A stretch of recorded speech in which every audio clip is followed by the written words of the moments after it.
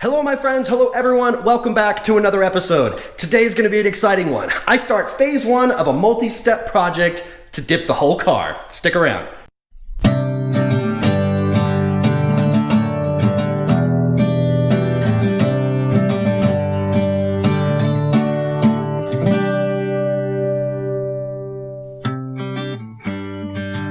So I received my whole DipYourCar car kit today. I'm really excited. It has all the supplies I need. It's got the gallons for the main color.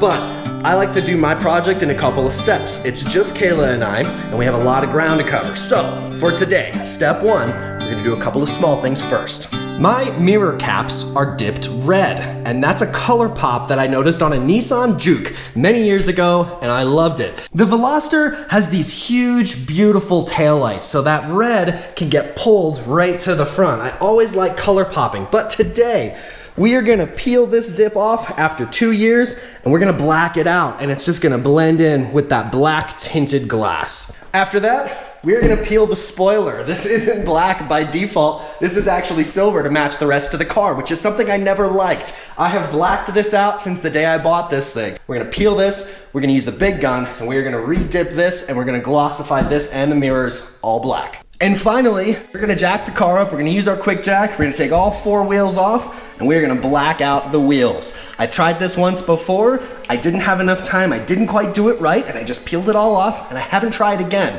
Today, we're gonna be trying DipYourCar's new product, HyperDip, to black the wheels out. First, we peel. I love it, that's so cool. Any little bits left behind, if there's any little edges, we're gonna dip dissolve.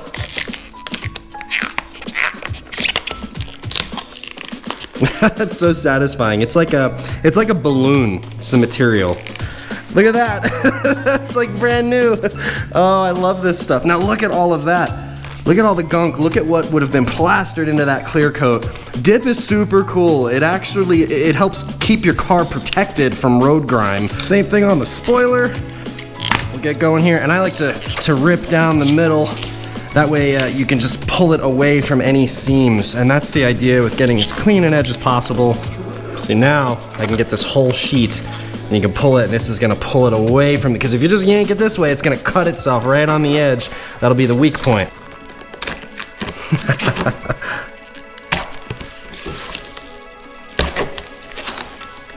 That's how you wanna do that. And you're left with a little bit of residue, and that's totally normal. That is what this is for. Look at that, it wipes clean away with some dip dissolver. Step one is complete. This looks brand new. I love how dip just protects everything underneath it. This car is 4 years old. It's pushing 100,000 miles, and this looks like new. The rest of the car is gonna look exactly like that when we get this dip off. I'm so excited. The spoiler is all done. You can see, look at these edges. It's perfectly clean. Dip dissolver did its job. We're gonna follow that with some pre-dip. We're just gonna get rid of all that solvent.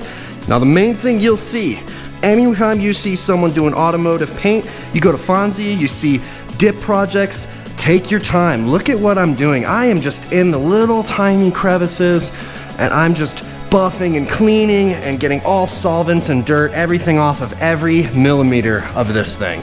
That's how you make dip successful. I've skipped a lot of this. It's incredibly boring, but take your time.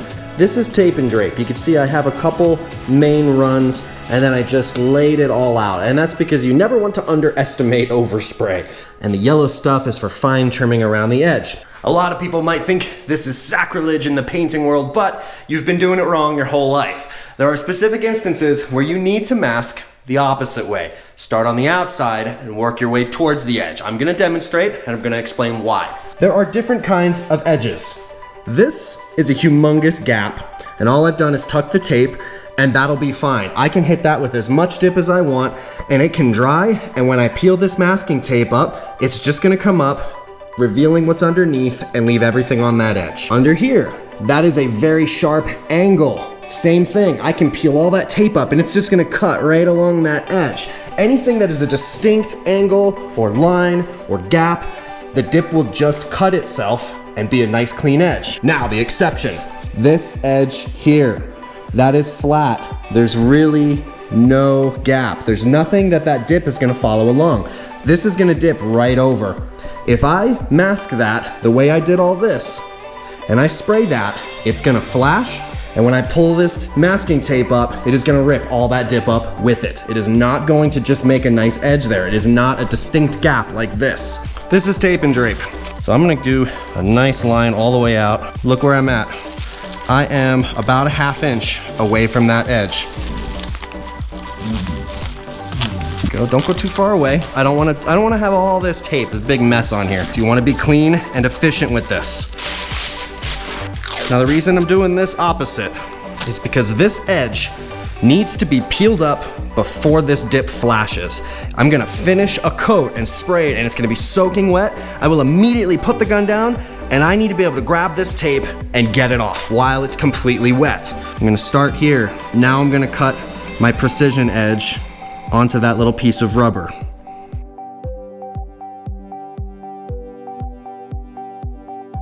One final wipe. Again, that's this pre-dip spray. Just get all the edges. It's time.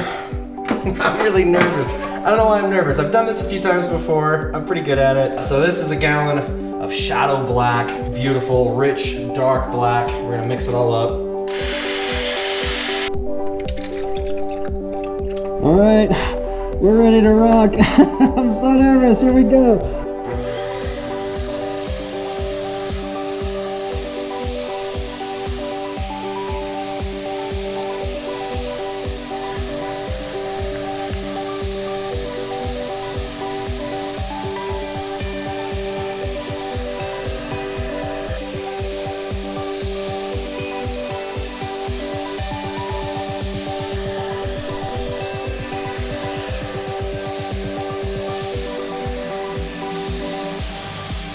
There you go, first coat's down, just a dusting. This is actually a little bit heavy. I've never done the little parts with the big gun. I've only ever done aerosol on these, so I'm still getting used to it. That's a little heavy, but it'll even out. Don't worry about it, just don't panic. Same with the spoiler. You're not gonna have full coverage yet.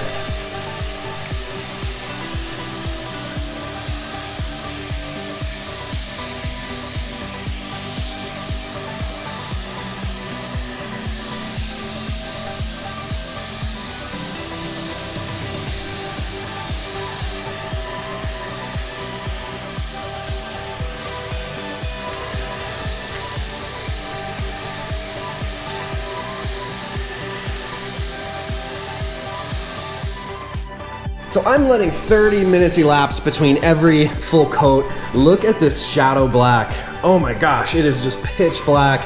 The spoiler has never looked this good. Look at this. That sheen is beautiful, pitch black. Okay, last coat of shadow black is on. It is curing right now. I'm gonna use this naphtha. We're gonna clean out this gun, get it all reset, and then I'm gonna hit it with 2 coats of DipPearl Topcoat, and that'll be it for the mirrors and spoiler. It'll be time to move on to the wheels. I have never used this stuff before, ever. This is a first for me. I'm a little nervous because that shadow black is perfect right now.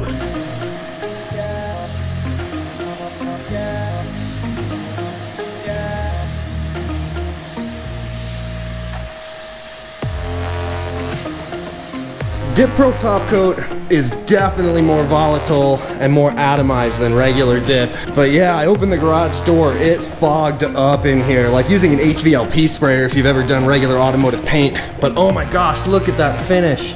This is gonna be awesome. I'm gonna do one more coat of the top coat. We're gonna do that peel when wet, that final edge I told you about.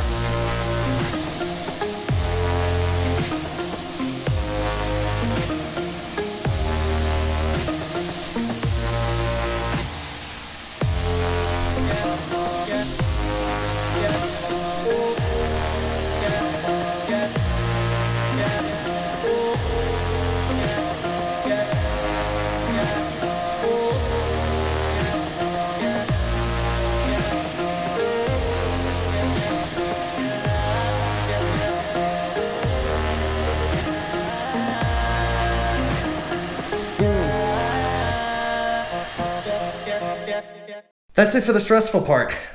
Those are done, and I did the peel when wet. All the rest of the masking can wait until everything is completely cured. See you guys tomorrow for the wheels. I'm gonna be taking all 4 of the wheels off. If you don't have the equipment to get your vehicle off the ground like this, just use the wheel masking bags, the brake masking bags, and you can look at how Fonzie does it all on the vehicle.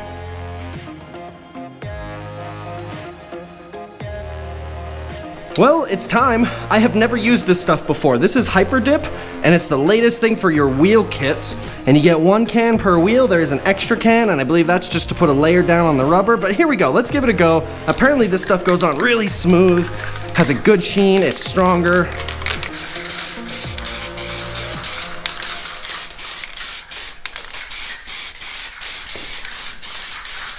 So yeah, HyperDip is weird. It takes a little getting used to. Yeah, we're gonna give this a good 20 minutes to dry, and we'll go back with our next coat. I have to say, I'm very impressed. HyperDip is very cool. It self-levels and corrects very well. I could see why they do this for their new wheel kits.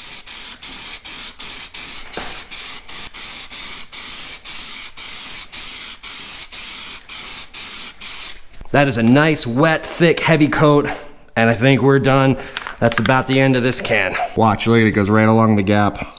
Little pro tip here, grab, pull it away from the edge, and then peel. Grab, pull away, peel. Grab, pull away, peel. Look at that. Perfect edge. All right, everyone, in just a moment, we're gonna take the car outside in the sun and we're gonna take a look at it. The wheels, the mirrors, and the spoiler are all blacked out. That is part 1 in preparation for part 2, when we're gonna put Persian Blue Performance Series down on this car with our DipYourCar Pro Car Kit. I left all of this dip overnight to cure completely. And then I went behind that and I put 2 coats of dip coat on top of the wheels, the mirrors, and the spoiler. Now, I just want to be completely clear. DipYourCar does not sponsor me or pay me to do this or say any of this. I simply love the company. I love their products from the very first time I did it. I always end up having so much fun doing this. It's an easy way to protect your OEM finish. It's an easy way to customize your car. This is something you can do yourself, and I absolutely love it. I love trying out new products, things like the HyperDip. They come out every now and then. I love it all. DipYourCar, you guys are awesome. Now, let's take the car outside. Let's take a look at it in the sun. Again, this is phase 1. Phase 2 will be happening in a couple days. I hope to see you back here for that. Please remember to subscribe so you don't miss anything. I'll see you on the next one.